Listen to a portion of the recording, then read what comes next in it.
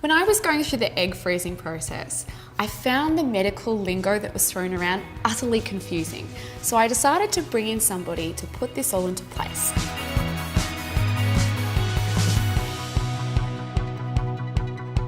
So Manny, what are the most common acronyms that people might hear and what do they actually mean?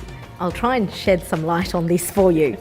So as a fertility specialist, the most common acronyms that I hear would be OI, IUI, IVF and ICSI.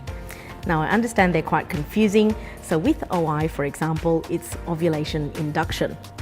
Now, ovulation induction is used mainly to help a woman ovulate. Now, moving along the process then is IUI. That is intrauterine insemination. Now, intrauterine insemination is where we process sperm and literally place it into a woman's uterus. So the helping hand to the birds and the bees. Yes, and that occurs just prior to ovulation. The next treatment that we offer is IVF, and that's in vitro fertilization. Which is probably the most common that people do hear about. True.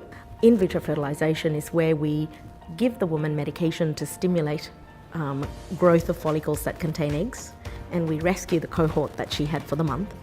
We collect those eggs before she ovulates, and then it's what we do with the sperm that we've got that decides whether it's IVF or ICSI, which is intracytoplasmic sperm injection. The tongue twister. That's right.